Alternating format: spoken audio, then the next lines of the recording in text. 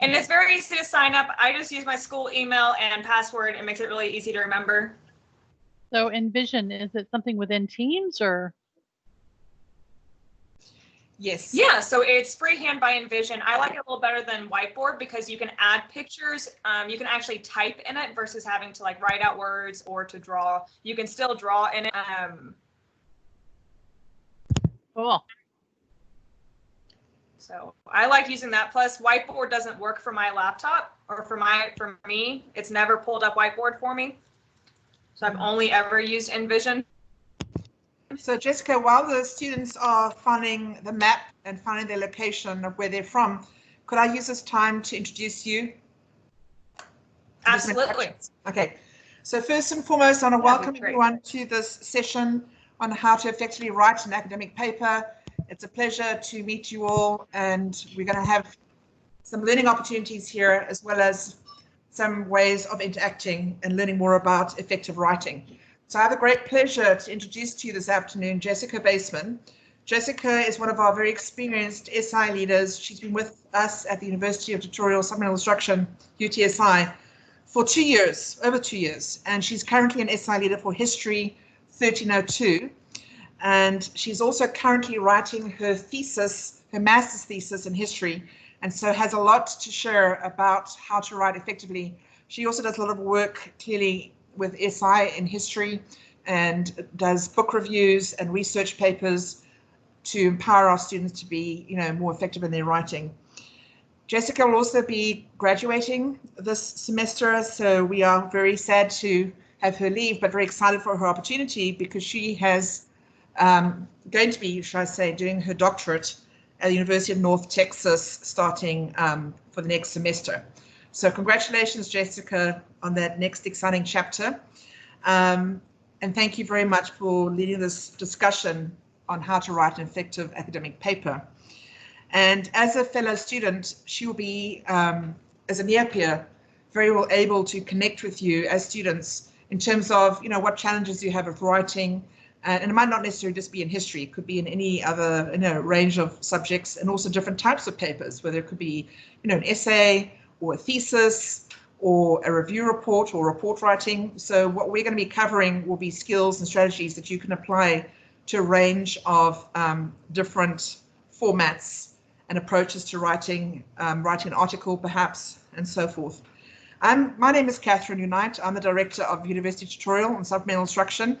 Our office forms part or is part of their division for student success, and our core business is supporting students in terms of persistence and retention and supporting them to graduation.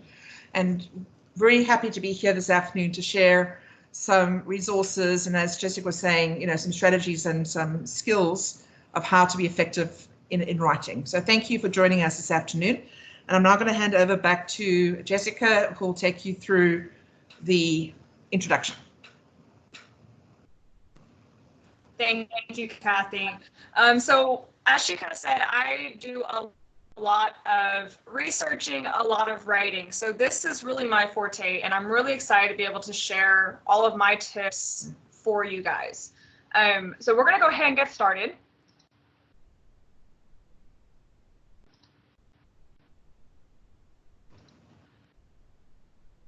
Okay, can everybody see this? The PowerPoint hasn't, oh, there we go. There it is, yeah. Yes. And you don't have to have your mic on, you can go ahead and mute it. And I have the chat box open so I can see whenever y'all are asking questions or if you have any comments as we move along. So I'll be able to answer those as we go through this PowerPoint. So first and foremost, this is for academic papers, which means that it's not just for a history paper or an English paper. This is for anything and everything. If you are a science major, nursing, biology, engineering, we all have to write. So this workshop is really to help everybody. So the very first thing you need to do whenever you're writing a paper is figure out what you need to get it done, right? And that's your research. Research can mean a lot of things for a lot of different, but what it usually means is you have to read what other people have already done. So the very first thing is checking for that bias. What does bias mean? And again, you can unmute your mic to answer, or you can go into the chat box and answer. What does bias mean?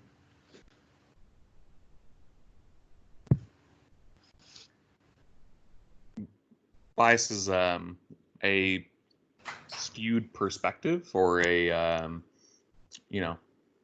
type of Heather said a way of thinking about a topic based on prior experience. She's a librarian. She knows all about this stuff. Absolutely. So some bias is expected no matter what you're doing, right? People are going to have opinions, but it's whenever things get really crazy that you want to make sure that you are not putting somebody else's bias or your own bias into your writing. The second thing you need to figure out is how many primary sources or secondary sources you need. Cathy, what is a primary source? So a primary source that I've made use of, for example, when I did my thesis on supplemental instruction, a primary source was reviewing the literature that had been published through the International Office. So I was looking at research pertaining to the program, supplemental instruction. So that was my primary source that I was making reference to. Awesome. And Heather, what is a secondary source?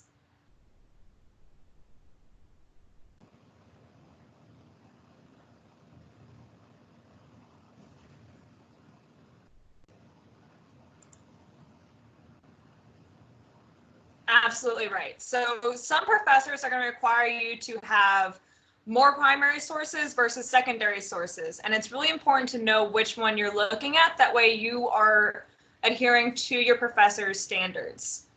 Just a few different ways or sites that I like to use to find my sources. Number one is the UTA library. That library is not just about books. It also has all of the different databases, hundreds of databases that you can use, that you have access to use. JSTOR is another great one that I like to use. You do have access to it through the library, through your login through the university, and that's going to be primary sources and secondary sources. A lot of it is journal articles that have been published, not just in history either. This is going to be all kinds of sources, academic sources. HNet is another great one. Again, primary sources and secondary sources, articles, journal, academic articles are great. The next thing is your citations. Every single department, every single school on this campus has a different way of citing, of requiring you to citing, or they'll say you can do this one or you can do this one. But there's so many that it's hard to keep track sometimes. So there's really two ways that you can do this. You could do it by hand, and Purdue OWL gives you that guidelines on every single type that you need. The link is up there. Zotero is absolutely my favorite though, because Zotero is a free program that you can sign up for that does your citations for you. You do nothing except input the information. You go into your Word document and you put it in there. Just put which one you want. It does all the citing for you. So that's a really great one to check out whenever you get time. But as always, check with your professor, usually in the syllabus or on the assignment page. It'll say what type of citation you need to be using. So definitely check on that first before you get started. The next thing is your format. Once you start writing, how are you going to write? Some professors have a word or a page limit. Double check with that, because it's always great to be over, but not to be on your citations, like your footnotes or in-text citations and your references or bibliography do not count towards your word count. So I know we all like to think so, or if you have a 1,000 word limit or minimum and you think you've got it, but then you don't count all of that citations and now you're back to 800 and you got another paragraph to write. So make sure that you're checking that first. Most professors are going to require Times New Roman, 12-point font, and 1-inch margins. Again, check with your professor to make sure what their standards are. Your headings, typically, unless you're doing some kind of, I know with some of your science fields, they'll have you do your headings differently, or they'll have you do a cover page. But most of them, you're always going to want to include your name, your class and your section, the date, which could be the due date or the date you're writing. Most professors don't care as long as they can see that there's a date on there. And of course, your professor's name, especially if you're doing a lab Sometimes you have different professors using the same lab. It's really hard for them to know which one it is if you don't have a professor's name on there. Cathy, do you want to explain the difference between references and bibliographies? Absolutely. So my understanding of references, when you're doing your citations within the text, it refers back to recording what that reference is directly from the citations, whereas bibliography can be a list of all the resources that you reviewed, but don't necessarily be citing in the text itself. So references, I connect the citations within the text, and bibliography, as I said, a list of resources I've looked at, but not necessarily have as citations listed in the text itself. Absolutely. And most professors are going to require you to have a bibliography. Bibliographies are also called works cited. So double check with them on that as well. Make sure that is your last page of your paper, right? Okay, so the next thing we're going to do is a little activity. There's going to be 4 paragraphs. And on these 4 paragraphs, I want you to go through and just by yourself for a moment, read the paragraph. And then analyze it. What do you think of it? Is it good? Is it bad? These are academic papers that were turned in for a grade. So I also want you to grade it. What type of paragraph is it? Is it an introduction, a body paragraph, or a conclusion? So I'll give you 5 minutes with this first one. Just write down your answers or keep them in your head, and then we're going to put them in the chat box here in just a moment when I ask you to.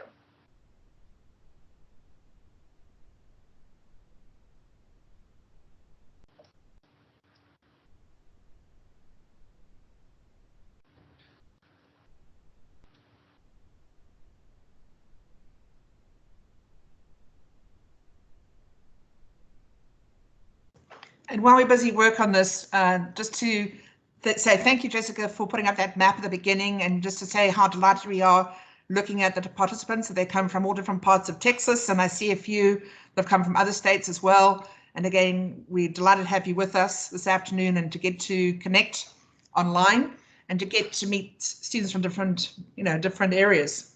Different opportunity to connect in this online environment. Absolutely. Does anybody need any more time with this paragraph?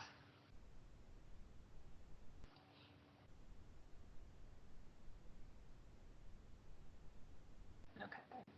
All right, so go ahead and in the chat box, I just want you to first answer the question, what type of paragraph is this?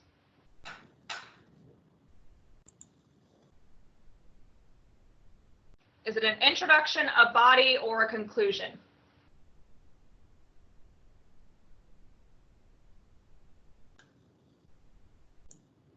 Okay, it is actually an introduction paragraph to a current events paper. What are some issues or things that you liked about this paragraph?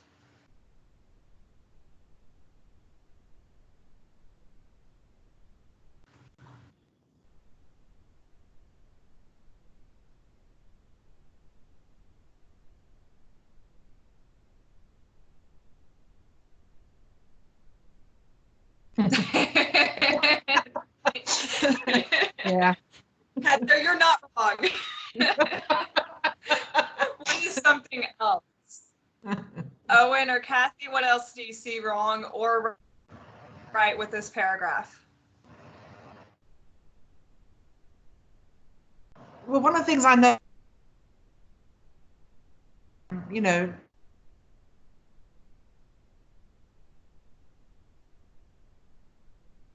so I don't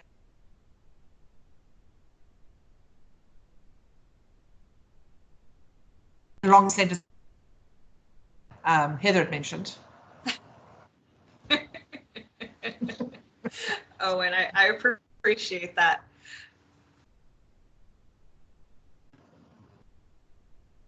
So one of the issues that the professor pointed out was that there is no clear thesis.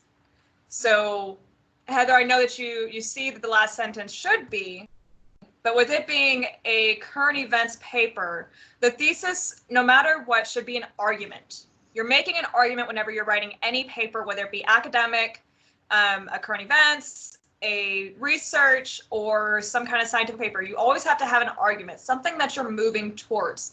And this one just doesn't have that. Something else that the professor pointed out was that it's so general. You don't really know what they're going to talk about in the rest of the paper. Your introduction should set up the entire paper, should get you ready. You should, as a reader, you should know what they're going to focus on. You should know how they're going to do that kind of presentation. What grade would you give this paper? Yeah, with that, there should be a clearly defined argument. So in that introduction, it should be very clear from the outset what the argument is or thesis statement should be in that introduction. Yes. And on an A through F scale, what grade would you give this paragraph? Or paper as a whole, if you were able to read the whole paper?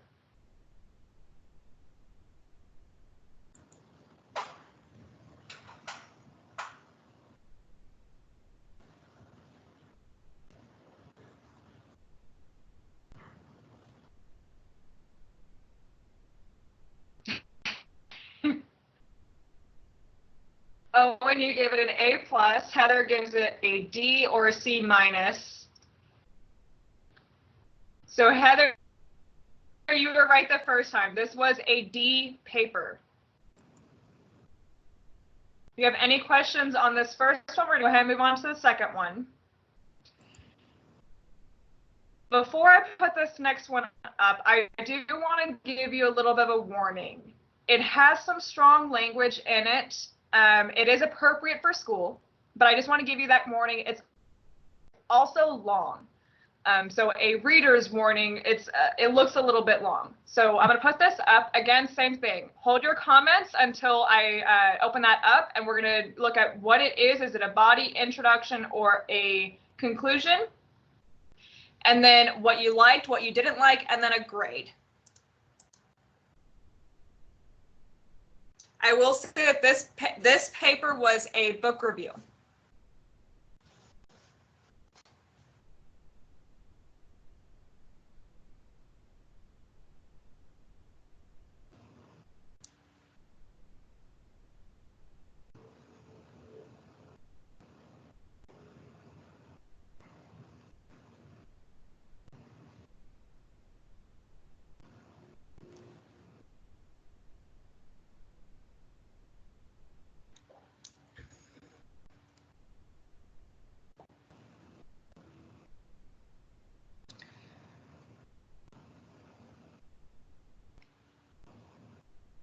Owen, can you see it? Jessica, on my side, it's the original paragraph, the one from before. I don't see the new one. Okay, one moment. Let me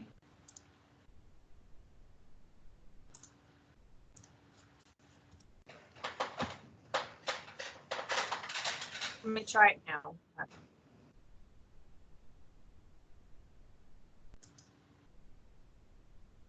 Okay, can you see it now? It looks like it's loading. It's a blank screen right now.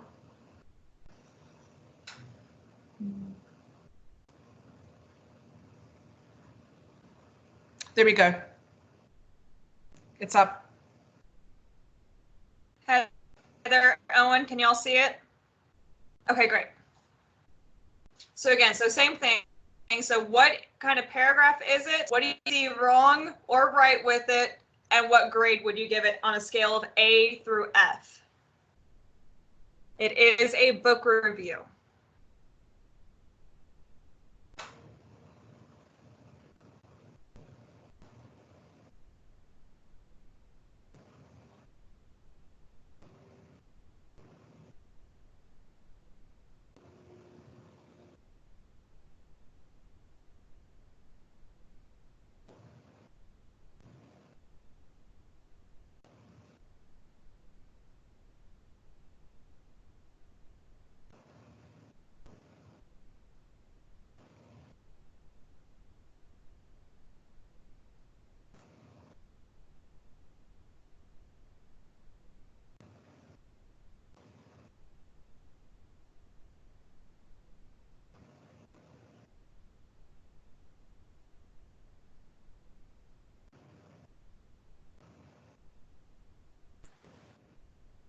Whenever you're ready, in the chat box, let me know what type of paragraph you think this is. Introduction, body, or conclusion.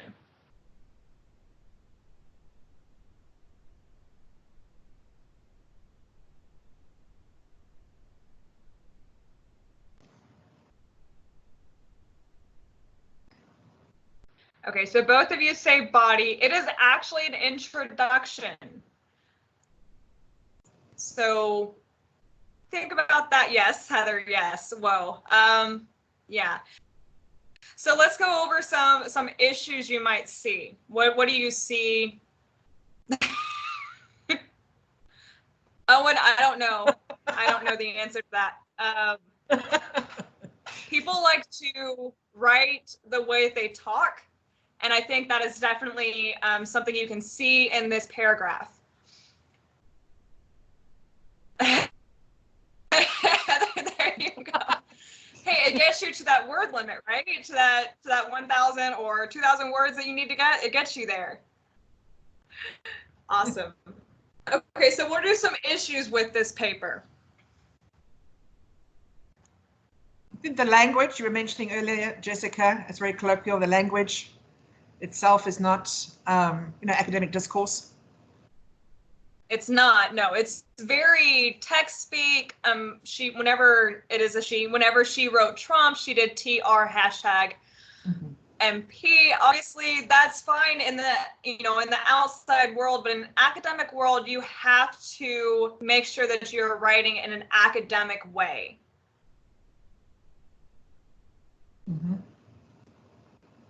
Heather, yes. Again, this is a book review, right? This is the introduction to a book review. So this should not be introducing any information about the book just yet. It might have started that way, Owen. We would never know. But something else to note is, since it is a introduction and it is an academic paper, one of the biggest things is formatting that professors will catch on to. So your paragraphs, most of the time, depending on who you have, will ask you to indent your every paragraph. The first line should be indented. It's not. Also, she was asked to do footnotes, which is a Chicago or Turabian style citations. And if you look at the bottom of the paragraph, I believe that's where she was trying to do a footnote, but she had it in the wrong format. Heather, yes, it is a lot of opinion. What was one of the very first things that I talked about? Actually, the very first thing I talked about during this workshop was what? Heather, great job. Yes, bias. And this paragraph is just full of it. Is there anything that you see right about this paragraph? Anything you liked?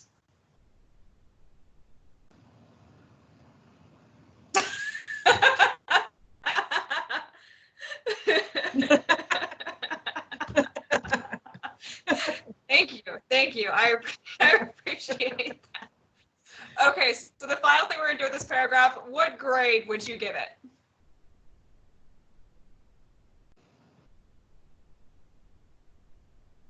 Heather's failing the student. Okay. Owen?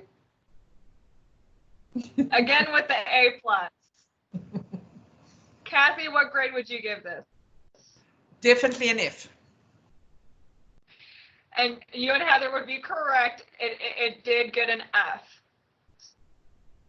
So those things to watch out for: your bias, your language, how you're writing, your formatting, all of that goes into how well you're going to do on a paper. And again, this is a perfect example of what not to do. So let's get to another one. This next one, again, same things. We're going to go over what type of paragraph it is, what you liked, what you didn't like, what grades you got. This next one is a research paper.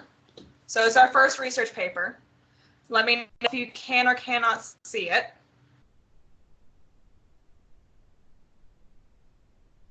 Can everybody see it? It hasn't come up yet. It's still the previous one.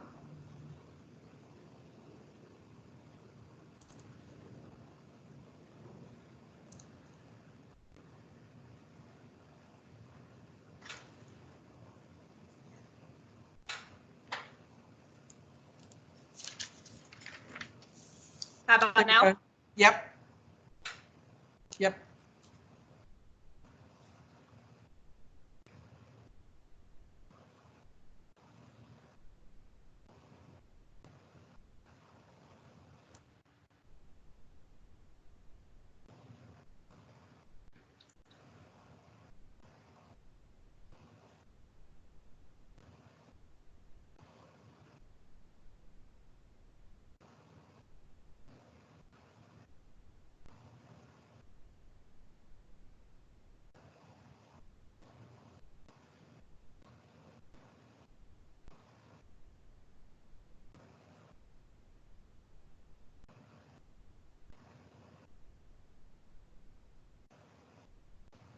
And whenever you're ready, go ahead in that chat box. Tell me what type of paragraph you think this is.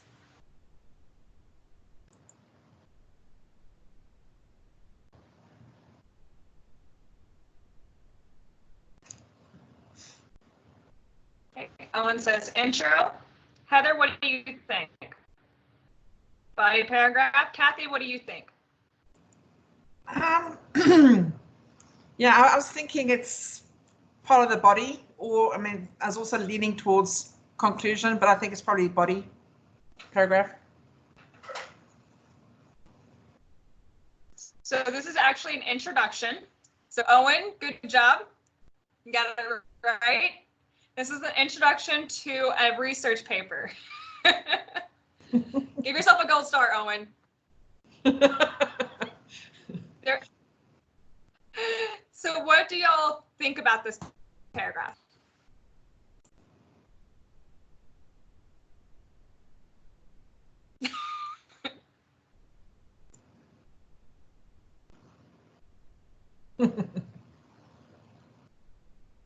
Heather, yes, I believe this student meant that the personality trait of innocence. Mm-hmm. Owen, you're all for it. You like it, right?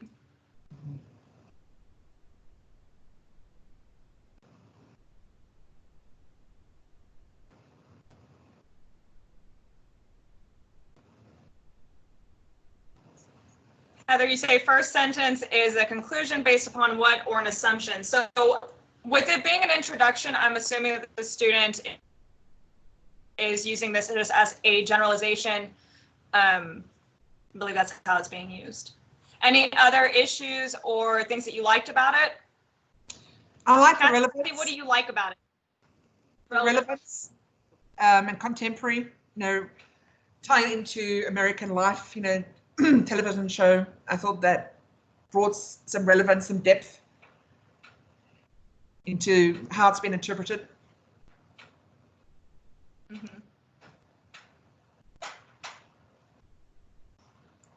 Okay. So do you see what this introduction versus that first?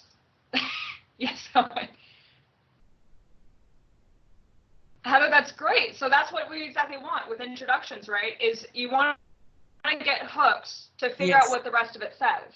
Exactly. And with this introduction versus that first introduction we saw, this one has a very clear thesis, a very clear argument, and you know what they're going to go over. They're going to go over the television show MASH, and they're going to go over was it the theory of imaging. Mm-hmm. What grade would you give this?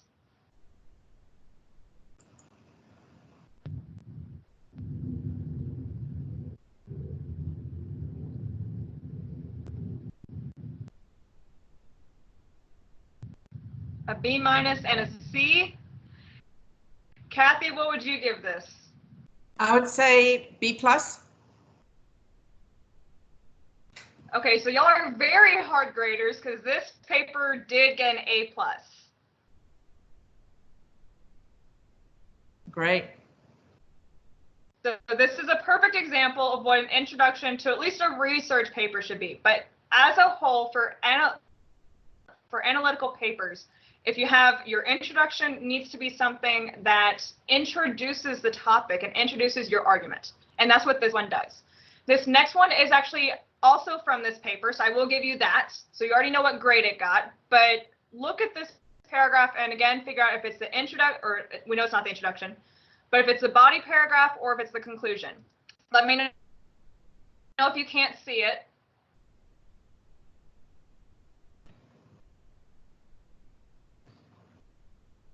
Still previous, wait, this looks like, oh no. I can see it. Yes, Heather, again, I got an A+. I believe it was like a 96 or 97. That's great. So again, read this one and figure out if it's a body paragraph of that same paper or if it is the conclusion.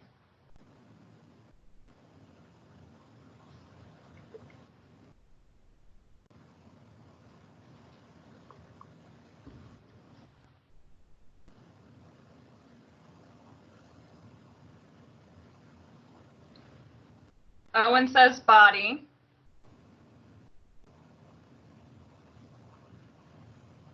Heather says conclusion. Cathy, what do you say? I would say, yeah, the conclusion.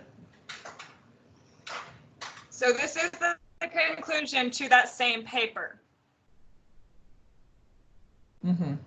What do you think of it?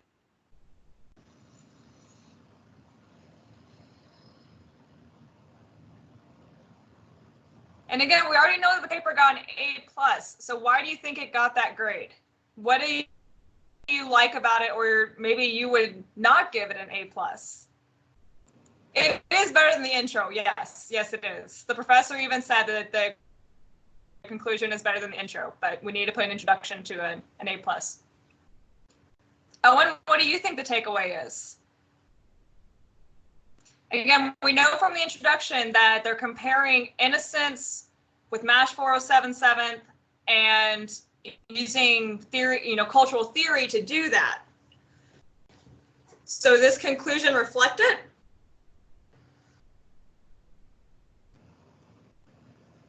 Time for this one.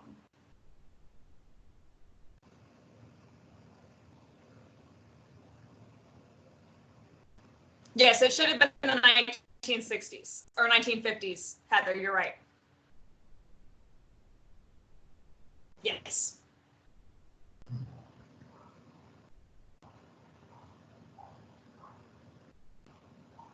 Okay. Any other comments on that paragraph? Yeah, what I liked about it, it wasn't just a summary of what came before. It brought everything together and it kind of tied back to revisit the thesis statement and what you had, set out to do at the very beginning with the introduction. So you can see the follow through, and it ends on a strong and a powerful note. So it's not a matter of just reiterating a summary of everything that you covered. It's more about tying it back to the introduction and that the key thesis statement and argument that comes through at the end, reiterating that. Right. And that's what conclusions should do. They're not summaries. The best way that I like to explain conclusions is that if you have ever seen any show that has shown a courtroom, you will see the prosecutors and defense have opening arguments and closing arguments. This is your closing argument. You should be able to finish your paragraph, mic drop, and walk away. That's what conclusion should be. Yes. If it's not, look at it again, figure out what you can do, because you want to have something powerful that not sums up, but finishes your paper. Exactly. Any questions about that? Or so comments? Yeah, I had a comment in terms of Bloom's taxonomy of learning. Would you say that, in terms of what you just said, that would be an example of synthesis and how you're tying it all together at the end for the conclusion? Absolutely. Okay. Yeah. And Heather, exactly. That's how you should feel. Just mic drop. All right. And now that we don't have any more comments on these last two paragraphs, I will tell you that this was a paper that I wrote my last semester as an undergrad. So Heather, yes, I know I have the timeline wrong. It was pointed out to me, but Heather, I know you said you wanted to read the rest of that paper, so get with me after this and I can send that to you. Yeah, I'd like to read it too, Jessica. It's really interesting. Of course, I can send it to both of you. It's pretty short. It's like 12 pages, 15 pages maybe. Oh, and if you want it, you can read it too. Okay. Can y'all see this next slide? Not yet. I might have to do this for every one of them, but we'll just. There we go. So this is, once you see it, this is just kind of wrapping up everything that I said, right? When in doubt, your professor in some way, shape, or form will have some kind of rubric, whether it's a grading rubric or how they want you to write it, what is required. Always check that before you get started, because that'll give you direction on everything else.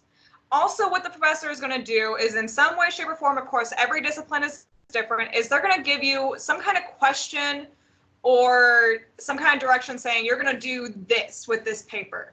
And you really want to analyze those directions or that question. And we're going to get to that here in just a minute, delving into how to analyze those essay questions. Okay. Also, you want to make sure that your paragraphs, they mesh, right? You want it all to be very to flow very well. And you can't do that if your topic sentences or your transition sentences, so your last sentence of a paragraph and your first sentence of a paragraph, don't flow. You want to make sure that your reader is able to go through it versus kind of, getting very choppy with it, right? Jessica, again, just a few things. Yes. Sorry to interrupt you. Could you explain a little more about what you mean by topic sentence? Right. So with the exception of your introduction and your conclusion, a topic sentence in your body paragraphs is kind of like a mini argument. It's telling everybody what the rest of that paragraph is going to write. You want to have something that is not making something profound, but you want to let the reader know what you're going to say. Also, with that topic sentence, make sure everything there is your own words. You don't want to have a sentence that is somebody else's quote or somebody else's words. This is you saying what this paragraph is going to be like. Does that answer your question, Cathy? Yes, thank you. Okay. Again, so with your introductions and conclusions, your thesis statement has to be in your introduction. It does not have to be your final sentence, though some professors might require it. Again, check with that professor. I usually keep it near the bottom, just to make sure that people can see it and know whether it's going to happen. Also, whenever you are making statements, if it's something that you know as somebody else has said, give them credit for it. Right? Somebody else has done that work. Make sure they get that credit. That's where your citations, no matter what type of citations you're using, APA, Chicago, MLA, whatever it is, there is some way, shape, or form that you have to give them credit. Make sure you do that. Also, again, with your conclusions, not summaries, don't repeat everything you've done. The way that we were taught in high school is wrong. I am so sorry. But this is how it should be done. Again, mic drop and walk away. So the next thing we're going to do is Cathy's going to go over how to analyze essay questions when you are given. If you can't see the slide, let me know and I will put that back up. Yeah, it hasn't come up yet.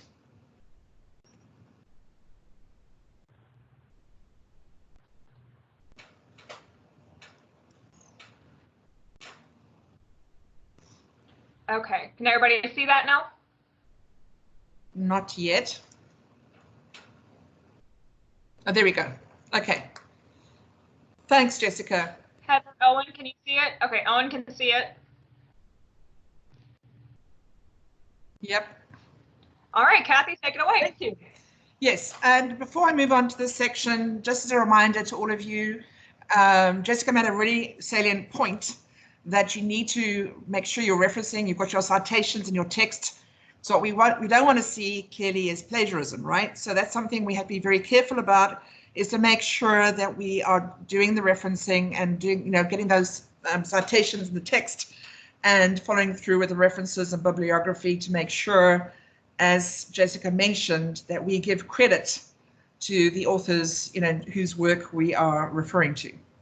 And as much as possible, one needs to interpret it in one's own words. You can have direct citations, but to try and explain it in your own words is better. So looking at the next section, and that is how to analyze essay questions. Having been an instructor for many years, my background's in sociology, I had to grade numerous papers, undergraduate and graduate papers. And if you had to ask me the question, what is the number one challenge that I came across that students have, and that is not reading the question and not analyzing the question. And so often what we find, you'll look at the question, you'll see the general content and have a guess, well, let me start writing everything I know, for example, in that question in front of you about the family and socialization, and hoping somewhere in that answer, I will get a grade or I'll get a mark for that. And that's unfortunately not the case, because one needs to look very carefully at what's being asked and to focus on that. Jessica, the PowerPoint slide has disappeared. Oh, there we go. Thank you.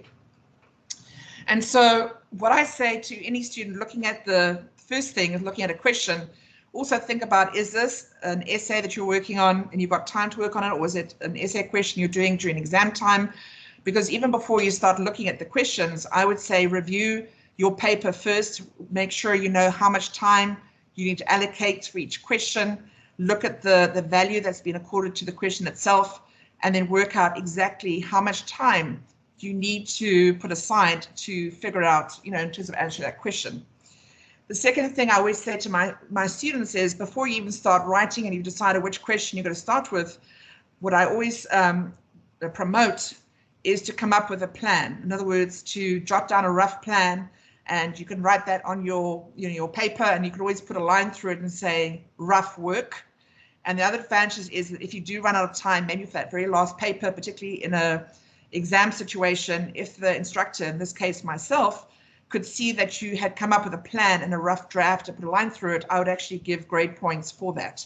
So the message here is, before you even jump in to answer the question, start thinking about jotting down some ideas and draw out your rough plan before you get in, because that is really important when you're coming to write an essay. And that's, Jessica's been mentioning that right the way through, is that you need to have a clearly defined thesis statement. You need to be able to see how that statement connects with each paragraph, those topic sentences, and then bring it all together at the end. So there has to be, as she mentioned, a clear flow. And in order for that flow to happen, the very first step, as I've mentioned, is to analyze the question. And that might take a little bit of time, but this is time well invested. Because if you have analyzed the question correctly and you spent time making sure exactly what is being required for that question, the rest will come naturally from there. But if you jump in without realizing what's been asked, you can land up doing a very generic response. As you saw one of those earlier paragraphs, I think the critique was it's general. Well, it's general because that particular student hadn't looked possibly at the question and what are the questions asking the student to do. So if we take the example that you see in front of you, discuss the impact of the nuclear family on socialization. And I had to ask the question, so what's the very first keyword we look at? And so let me just ask you to respond in the chat channel. If you're looking at that question, I'm not looking at the breakdown, but if you had to look at that question, what would be the first thing you would do with that question? And if you would like to write that down in the chat box.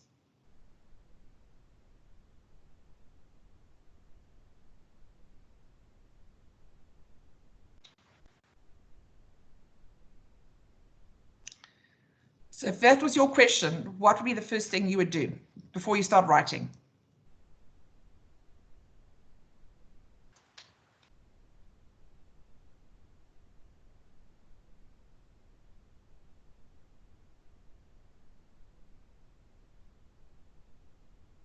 Read it, start thinking about a point of view to discuss based on, right? Okay. Heather, write an outline, absolutely. So I'd go a step further and say, well, what is the question asking you to do? And the very first step would be to look at the direction keyword, which I've highlighted in green. Do you all see that? And if you had to identify what that is, it says discuss. So that's almost like your roadmap. That's your direction keyword telling you what you're going to be doing with that question. And if I could press the pause button here and ask Jessica if she can make reference to the handout that we will be giving to you at the end, we have a glossary of terminology of those direction keywords. For example, discuss, compare, evaluate, critically analyze, and so forth. So the very first step is to look at what that direction keyword is telling you to do. And in this case, looking at that question, the emphasis would be, what does discuss mean? Well, it's to talk over, to write about, to consider or examine by argument, or from various points of view, to debate, to present different sides of. So that's already telling you what you're going to be doing with that question. So that'll be your direction keyword. The next step would be to identify your content keywords. In other words, the general topics that will be addressed. For example, in this question, you'll be looking at the family and socialization. And there you'll see the purple circles over those content areas. But I would argue the very most important thing to be focusing on, what I call, are your restriction keywords. And these keywords help to focus on what is being asked and what's important. And like I said earlier, when I've graded countless papers, the students might get the direction keyword and get some of the content in terms of family and socialization. But where 90% where I find students really struggle is to focus on what the restriction keywords are. In this case, it's the impact and it's the nuclear family. So those will be the two areas of restriction that you need to focus on. So you're not writing everything you know about the family and socialization, you're looking at the impact of the nuclear family on socialization. So that just gives you a strategy or some tools that you can look at a question and basically break it down and make sense out of it before you start writing. And then once you've understood that question, that's when you can, as Heather was saying, draw up an outline or a rough breakdown of how you're going to tackle that. In other words, what is your introduction going to be? How do you tie in the key topic sentences and the conclusion at the end? So you almost have a blueprint in that you can jot down in pencil or just make a note on the side. And then once you're done, just put a line through it and say rough work. And as I said, as an instructor, I gave extra points for that. If a student ran out of time in an exam, they got extra points. So now here comes your opportunity to apply theory to practice. So there are 3 questions that you see on the screen in front of you. And the first question reads, summarize the major causes of the Protestant Reformation. And what I'd like you to do right now in your chat box is to identify what is the direction keyword, number 1, and number 2, what does the direction keyword tell you to do with that question? So if you could just jot that down, what is the direction keyword for that question? And then secondly, what does that direction tell you to do? And how you approach that question.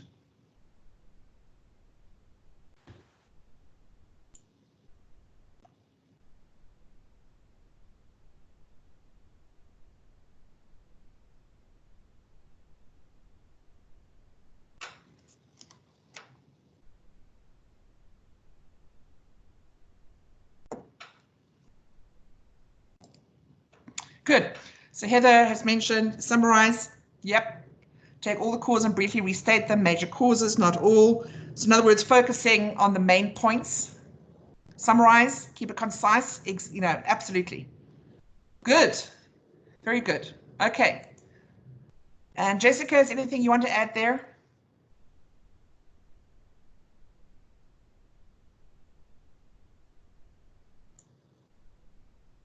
Okay. So the next thing I'm going to ask you to do is to identify what are the content keywords in that question. So summarize the major causes of the Protestant Reformation. What would be the content keywords in that sentence, or that question? Sorry, question, not a sentence.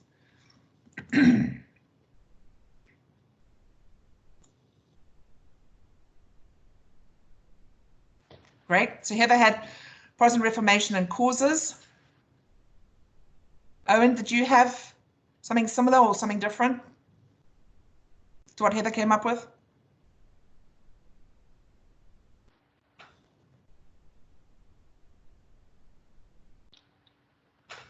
Okay, great. Very good. So going back one last time, if you were to look at that sentence and I had to ask you, what would the restriction keywords be? In other words, what should you really be focusing on to make sure that you're answering the question correctly? What would those restriction keywords be? And if you can jot those down in your chat box.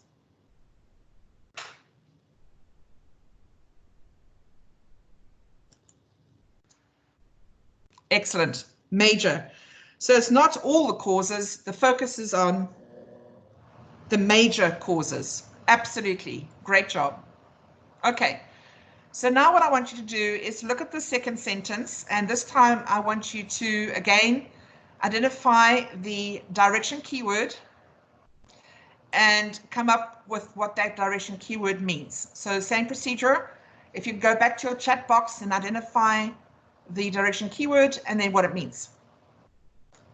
And the question is, evaluate the role played by the United States in the westernization of Japan. That's your next question.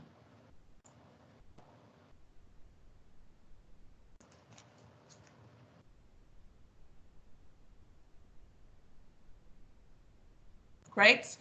So Heather's got there, evaluate, to review the situation and make an analysis. Great. Owen, is there something you'd like to add to that question?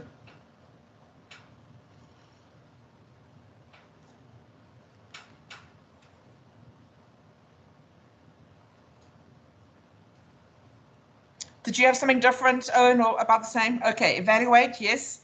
Discuss advantages and disadvantages. Yes, excellent. Wow, I'm impressed.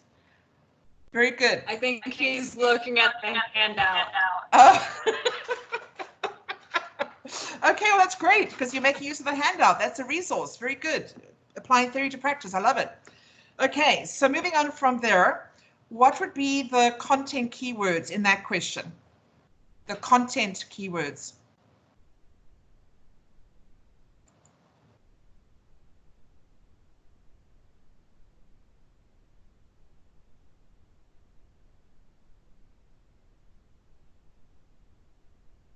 So Heather's got there, okay. Westernization of Japan, US and Japan. So I was looking at my notes and I had United States and Japan. You could in some way argue that the westernization of Japan, the westernization piece could be a restriction keyword, but the core areas that we're looking at in terms of the content, absolutely, would be looking at Japan and the US. Okay. So lastly then, what would the restriction keywords be for that question? And we could, as I said, argue maybe the westernization could be a restriction keyword. What else would be considered a restriction keyword for that sentence, that question?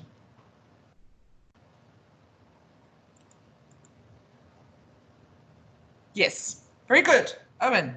The role, okay? So that would be the key focus clearly on that question. We'll be looking at the role played by the United States in the westernization of Japan. Very good, excellent. Okay, Jessica. How about you taking that last sentence and walking us through the last one, the last question? Okay. So the last one says compare the leadership qualities of Lenin and Stalin. Am I echoing? No, you're good. Okay. So your direction keyword is going to be compare, which means that you're going to be looking at two different things and seeing how they're similar or different.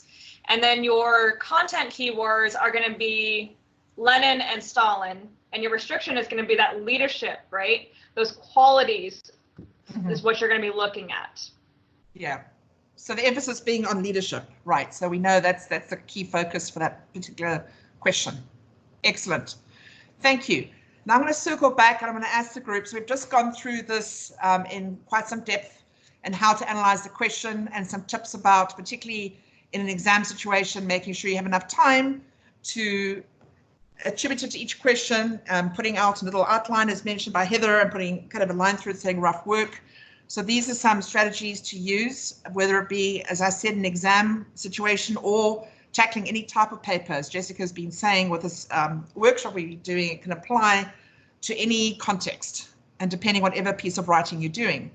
My question is, do you feel this is something that you can apply going forward in terms of the strategies of analyzing a question? Do you feel that you've got some strategies now going forward that you think you can use, that you can walk away with? In other words, a takeaway that you can apply going forward to future essays you're going to be working on?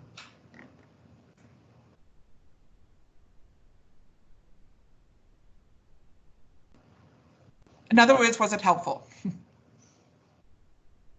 Thank you, Owen. Heather, yes, long emails, right? Why do those exist? Okay. Very good, very good. Yes. And as I said, for my years of grading papers, this was the #1 challenge I picked up on all the time. And the work, the mentoring I was doing the students, and I actually did some essay writing workshops with the students during my class time. And honestly, it turned around, you know, made a huge difference in terms of the next time they wrote papers and submitted essays. They had a great improvement in their grades. So it makes a difference. And, you know, I always say, don't rush into it. Just spend some time making sure you know what you have to do before you start jumping in. So thank you. Jessica, I'm going to hand back to you. The very last thing that we're going to go over is probably one of the most important things to your professors, and that is grammar. We've already talked about academic language, what that means, but grammar is really where it's at. And there's a really easy way to know if you, at least if you are typing, I'll say that, if you're using the right type of grammar. I'll be going through a series of slides, and these are just going to be how you can use Microsoft Word to, in a free way, check all of your grammar in every single sense of the word. So as I go through these, please let me know if you can see them. Right now, I'm just on a slide that shows what we're about to do, so let me know if y'all can see that. Okay, so Heather, Grammarly is a great resource. However, in its free version, it doesn't check for everything. And even then, if you pay for it, you're paying for it. Whereas you get Microsoft or Office 365 free through the university, so make it work for you. So let's go through this. This is just going to be some screenshots from whenever I was in Word. Yes, Heather, free is better. I like free, and I'm a college student, so that's something, all right? So the very first thing you're going to do is you're going to hit that home button, right? Follow the green arrows. So you're going to hit home, and then you're going to go down to the bottom where it says options. And you're going to click on that options button, and then it's going to pop up this screen. Make sure you hit proofing. Everybody with me so far? Home, options, proofing. And then you're going to come over here where it says settings.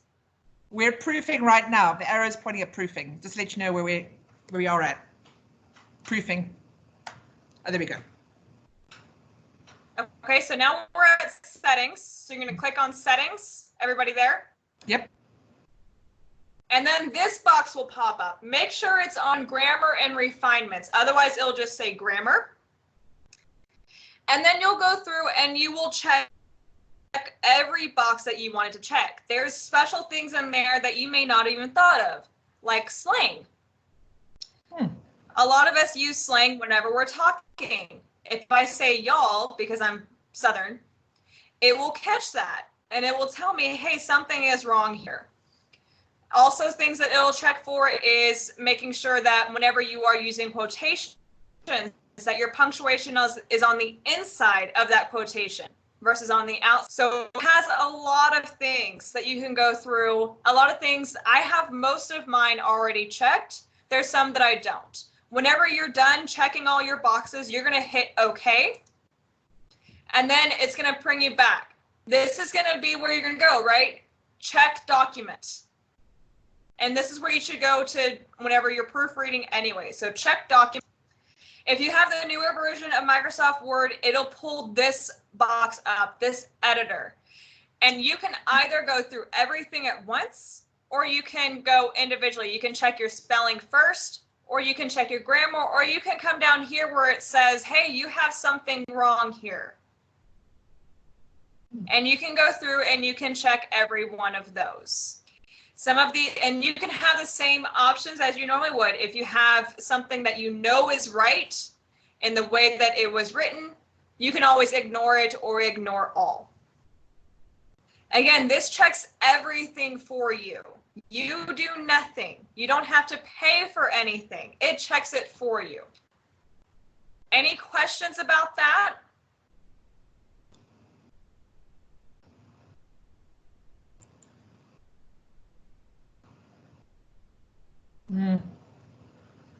me too. I did not discover this until my first semester as a master's student, and I'm very upset it took me that long.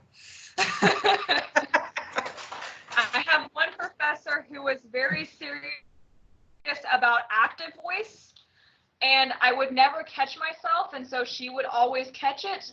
This catches it for me now, so I can fix those before I send it off to her. So helpful with your thesis right now, the thesis writing, very helpful to have those tools. Oh my goodness, yes, I still have that same professor, and she still hates active voice.